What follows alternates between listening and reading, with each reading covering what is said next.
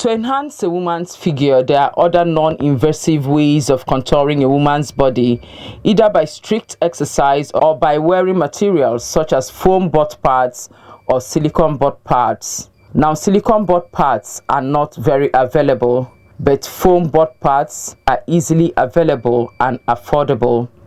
But there are options if one decides to have that body type permanently. One of such surgeries is liposuction, or simply called lipo, a type of fat removal procedure used in plastic surgery. During lipo, a patient has two options, either to remove the fat through a process of a cut and it's sucked out, or discarded, or transferring same fat that was removed to other parts of her body in order to contour that part of the body.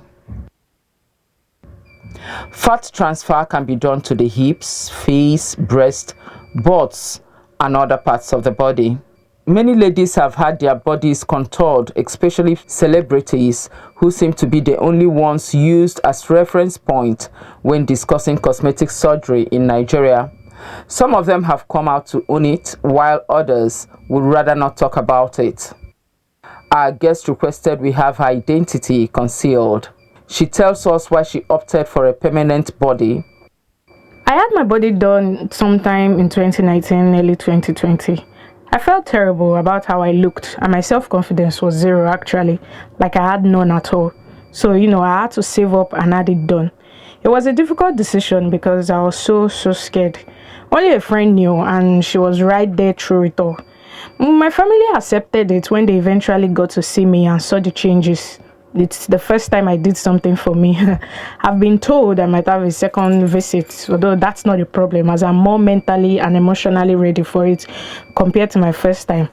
Lord, I was so scared given all what I read, but here I am, rocking and slaying. The money is mad, sha. From all indications, cosmetic surgery has come to stay in Nigeria, given the number of women and men who feel the need to boost their confidence. We went in search of this certified cosmetic surgeon.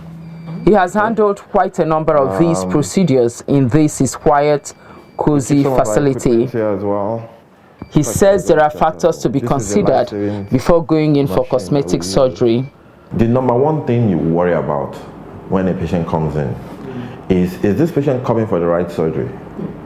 Obesity is a factor. It can lead to fat emboli or blood clot. Those complications you hear about, the bad things. Do you understand? So if you come in and you're obese, I would advise you to go and lose some weight first. Someone that has sickle cell is not well. Someone that has uncontrolled hypertension. Someone that is uncontrolled diabetes. I've seen a lot of those.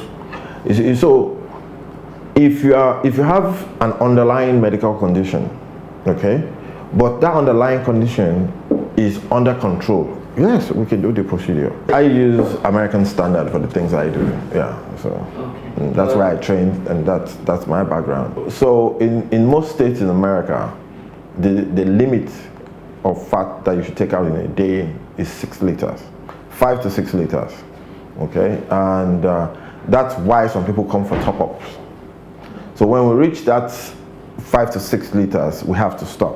What are the downsides, since we've heard of losing some of the transferred fats, thereby requiring a second procedure? And of course, everything has side effects or complication potential. It doesn't happen all the time, but potentially, yes. You do have more chances of having a complication from a silicone than fat. So what happens after surgery is that a doctor puts in a certain amount of fat in your bum, and then during the process of healing, some of that fat that is being transferred do not survive. So it might seem like the bum goes down a bit, or the waist goes down, but the ones that are left behind, okay, once they stabilize, because it's like a transplant from one part, it's like that, and they are living cells. So some of them will not survive. The ones that survive actually grow.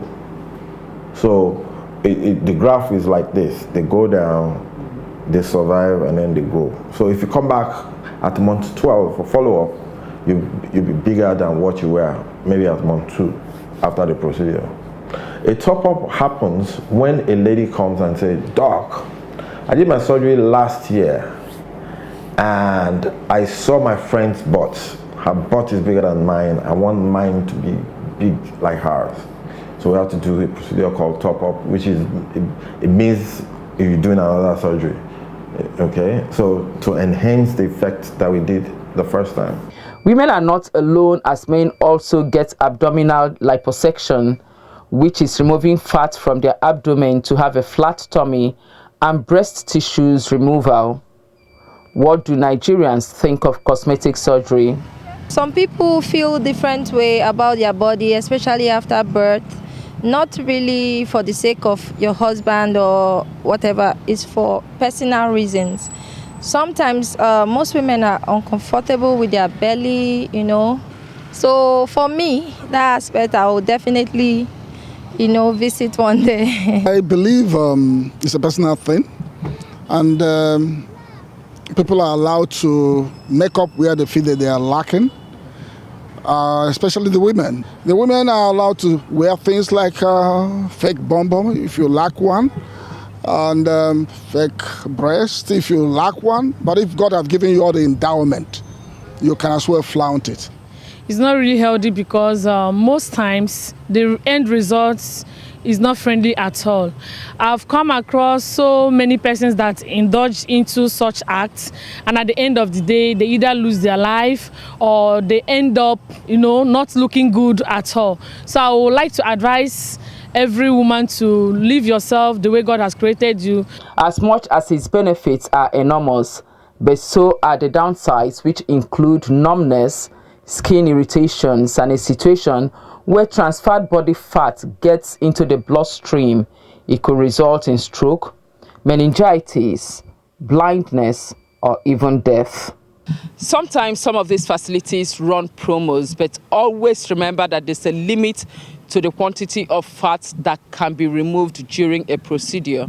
Now, if you must get one, ensure that your cosmetic surgeon does not exceed that.